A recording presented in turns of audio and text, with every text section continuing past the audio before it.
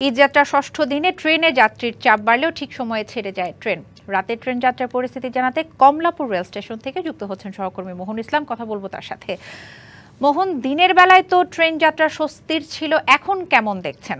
এখন যে অস্বস্তির তা বলবো না, কিন্তু একদম যে স্বস্তির তাও বলবো না, কারণ এই মুহূর্তে প্রায় 2-3টি ট্রেন কিন্তু বিলম্ব করেছে এবং আমার সামনে দেখতে পাচ্ছেন যে হাজারো যাত্রী, এর পেছনে কিন্তু আরও হাজারো যাত্রী। মানুষ গরমুখ উৎসবের মতোই কিন্তু আপনার কমলাপুর রেল স্টেশনে আসছেন এবং আসার পর তাদের যে কাঙ্ক্ষিত ট্রেন, সেই ট্রেন ধরে কিন্তু যাচ্ছেন। আমি যদি ক্যামেরার মাধ্যমে আসলে দেখাই যে এই যে মানুষ, হাজার হাজার মানুষ, তাদের কিন্তু চাওয়াও একটি, উদ্দেশ্য একটি, তারা যেন নিরাপদে স্বাচ্ছন্দ্যে তাদের বাড়ি যেতে পারে, তাদের পরিবার পরিজনের সাথে আপনার ঈদ পালন করতে পারে। কমলাপুর রেল স্টেশনে আপনি জানেন যে আগের সংবাদে এবং গেল কয়েকদিন যাবতে আমরা কিন্তু বলছি যে মেন ফটকে আপনার বাঁশ দিয়ে বেষ্টনী করা হয়েছে, যে বেষ্টনীর মাধ্যমে ট্রেনের টিকিটের যাত্রীর বাহিরে যারা বিনা টিকিটে তাদেরকে ঢুকতে দেওয়া হচ্ছে না।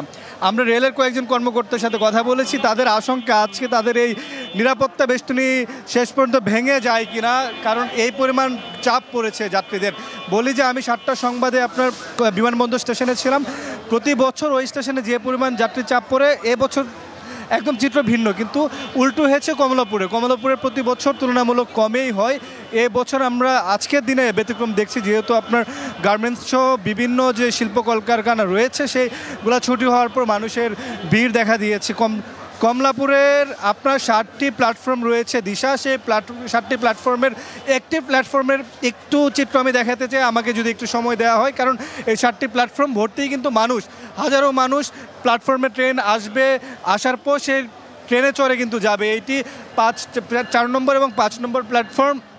এই প্ল্যাটফর্মে যাত্রীর শুরুর দিকে কিন্তু একটু কমেই থাকে, কারণ সামনের অনেক পেছনের ট্রেন থেকে সেই ট্রেনের সামনে কিন্তু অজস্র যাত্রী, যদি আমি বলি আসলে হাজারো যাত্রী। সেই যাত্রীদের চিত্রই কিন্তু মানে 7টি যে প্ল্যাটফর্ম, সেই 7টি প্ল্যাটফর্মের চিত্র হচ্ছে একটি প্ল্যাটফর্ম। এরকম হাজারো মানুষ কিন্তু প্রতিটি প্ল্যাটফর্মে রয়েছে। মোটা থেকে বলতে গেলে কমলাপুর রেল স্টেশন এখন হাজারো মানুষ অপেক্ষায় রয়েছে, তাদের ট্রেন আসবে, সেই ট্রেনে চড়ে বাড়ি যাবে, বাড়ি যেয়ে পরিবারের সাথে ঈদ পালন করবে। কয়েকটি ট্রেন বিলম্ব রয়েছে, কিন্তু কোনো ধরনের শিডিউল বিপর্যয় নয়। সেই জায়গা থেকে বলা যায় যে স্বস্তিদায়ক ঈদ যাত্রা হচ্ছে। দিশা। মোহন, ধন্যবাদ আপনাকে।